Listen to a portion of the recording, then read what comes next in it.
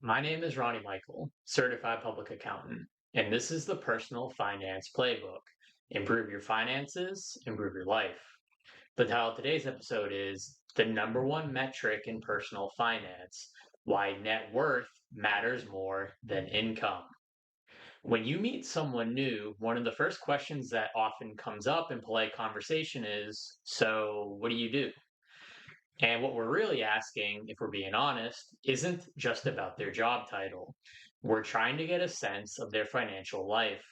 We're trying to figure out if they're successful. We use income as a quick and dirty proxy for wealth.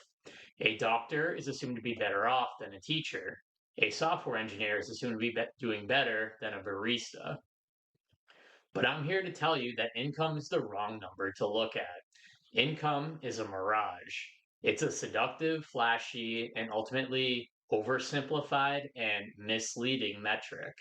The single most important number in personal finance, the one that actually tells you where you stand, is your net worth. So, what exactly is net worth? At its core, it's a simple calculation. Net worth equals your assets minus your liabilities. That's it.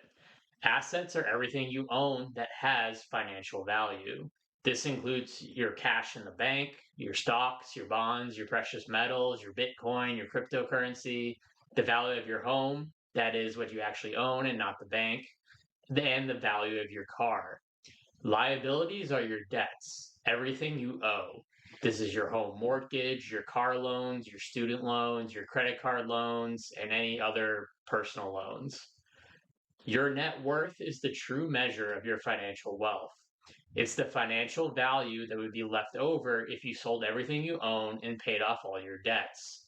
It's your financial scoreboard. So, why is income so misleading in measuring how wealthy someone is? We've been conditioned to believe that a high income automatically equals high wealth. But let's walk through a hypothetical example comparing a lawyer to a teacher. Suppose there is a 35-year-old lawyer earning a cool $250,000 a year. On paper, that sounds like an incredible success. But let's look under the hood a bit. He graduated law school with 200,000 in student loan debt. To keep up with his colleagues at Big Law, he bought a nice BMW, which comes with a $60,000 car loan. He and his wife bought a beautiful home, a beautiful home in a pricey suburb, and they have a $700,000 mortgage.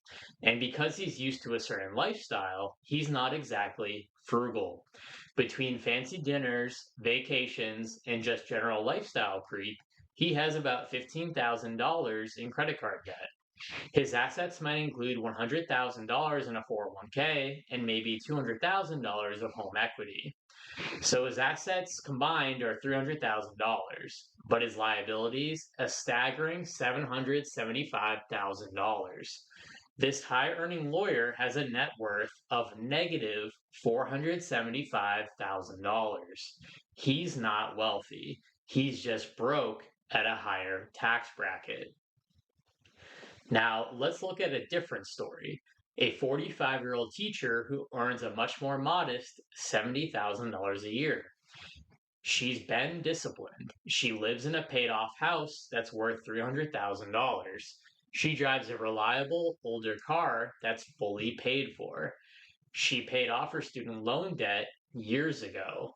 Her only liability is a small $2,000 balance on a credit card. She normally pays it off every month, but got a little carried away recently. Her assets include that $300,000 house, a $200,000 investment portfolio built up over 20 years of consistent saving, and $20,000 in her checking and savings accounts. Her total assets are $520,000. Her total liabilities are just $2,000. Her net worth is $518,000.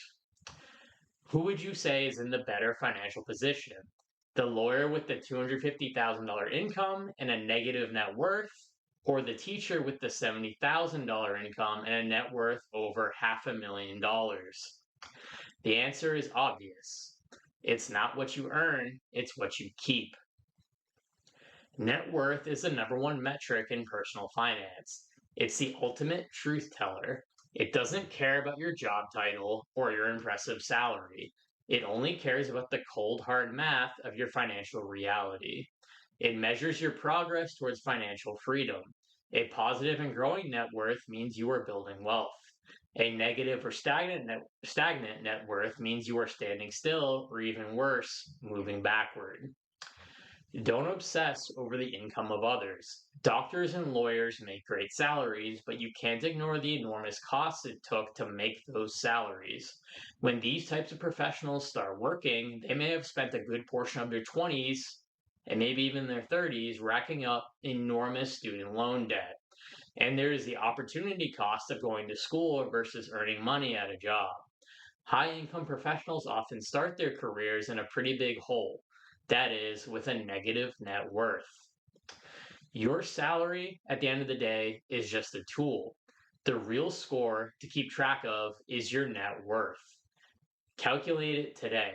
Keep track of it in a spreadsheet, then calculate it again in 3 months and then in 6 months.